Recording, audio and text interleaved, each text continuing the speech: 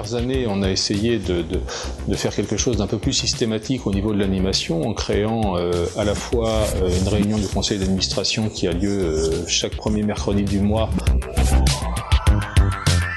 Les visites d'entreprise ont, elles, plus pour vocation de créer les liens entre les différents adhérents de l'association et puis de connaître un peu le tissu économique qui nous environne avec les entreprises qui sont autour de chez nous et éventuellement créer une relation de B2B et pouvoir faire du business à sa porte plutôt d'aller le chercher à l'autre bout de la France.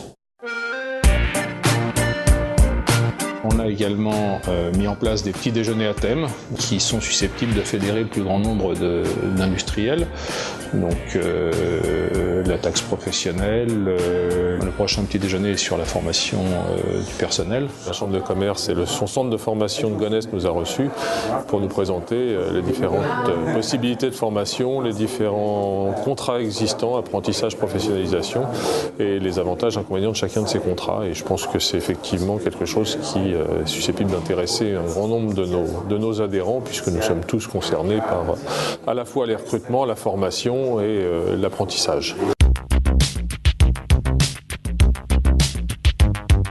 L'intérêt, c'est de resserrer les liens structurels, je dirais, entre donc l'association et le CFA pour que le CFA puisse proposer des jeunes qui peuvent devenir de futurs employés de ces entreprises et que pour les entreprises, ils trouvent également leurs futurs collaborateurs. Quand on fait des réunions avec les industriels, eh bien, c'est d'abord d'écouter les demandes des entreprises, c'est aussi de faire comprendre les besoins des jeunes en matière d'alternance et les difficultés particulières qu'ils ont.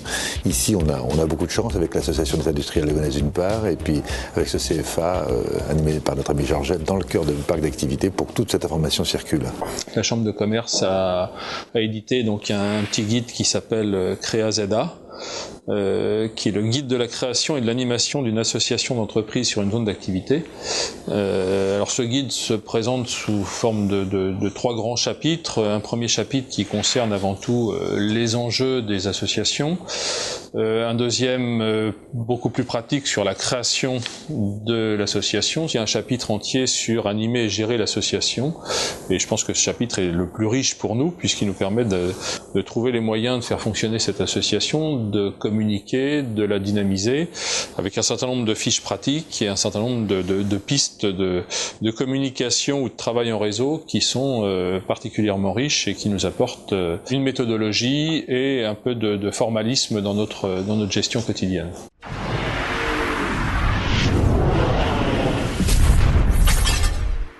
Les sujets prioritaires de l'association, en dehors évidemment de l'emploi, des transports et de la sécurité, maintenant sont de 2 ordres. D'une part, le recrutement des entreprises dans ce milieu qui est très mouvant et d'autre part, le renouvellement de la ZFU après 2011. Alors en ce qui concerne le recrutement des entreprises, en fait, nous avons actuellement lancé avec le concours de la Chambre de commerce et d'industrie du Val d'Oise une étude auprès des entreprises pour mieux connaître ces entreprises et leurs besoins sur le territoire. La zone franche urbaine présente de nombreux avantages dans le domaine fiscal, mais aussi quelques inconvénients en ce qui concerne la stabilité du monde des entreprises localement, puisque lorsqu'elles se développent, elles partent ou bien éventuellement aussi elles viennent ici de façon opportuniste. L'étude menée en commun avec la Chambre de commerce et d'industrie sur les préoccupations des entreprises locales va nous permettre de déterminer les éléments qui vont nous permettre de mieux ancrer ces entreprises à moyen terme et à long terme. En ce qui concerne la ZFU, nous travaillons très étroitement en collaboration avec Val-de-France notamment pour justement voir quels sont les arguments que l'on peut apporter également au renouvellement de la ZFU, ce qui est très important sur d'une part le développement des entreprises localement et aussi de l'emploi qui va avec. Actuellement, un des sujets de préoccupation que nous avons ici, qui est très concret, c'est l'exonération, ou plutôt la suppression de l'exonération de la taxe d'enlèvement des ordures ménagères aux entreprises de Garges-lès-Gonesse. Donc c'est un des éléments qu'on est en train de mener très étroitement, et ça c'est grâce au fait qu'on participe à Coaction, et notamment très étroitement appuyé par la Chambre de commerce et d'industrie du Val d'Oise.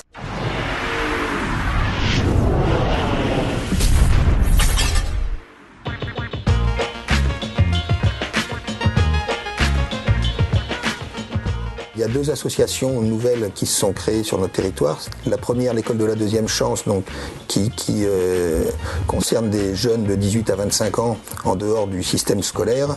Donc là, le but de l'association, c'est de fournir le maximum de stages à cette école et d'accueillir les jeunes qui sont sur notre territoire. La deuxième association, c'est Christophe Thiozo, l'Académie Christophe Thiozo.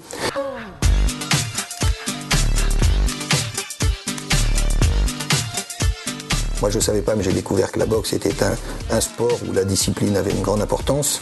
Il faut être à l'heure déjà, et puis il y a le respect de l'autre qu'on apprend dans la boxe.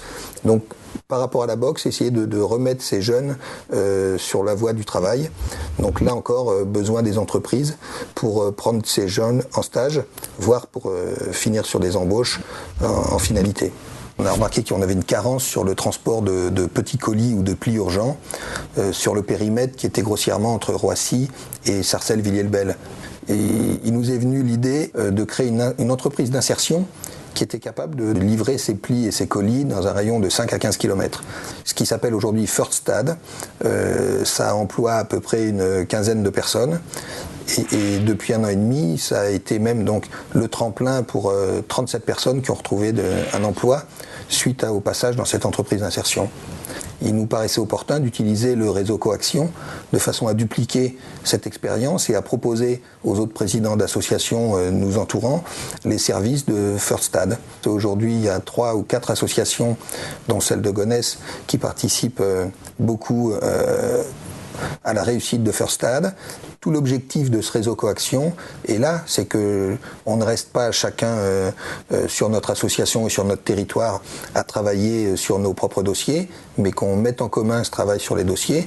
On sera certainement plus fort en allant voir les pouvoirs publics et les collectivités locales au sein de Coaction, en représentant une dizaine d'associations d'entreprises maintenant sur un territoire donné, que si on y allait chacun de notre côté.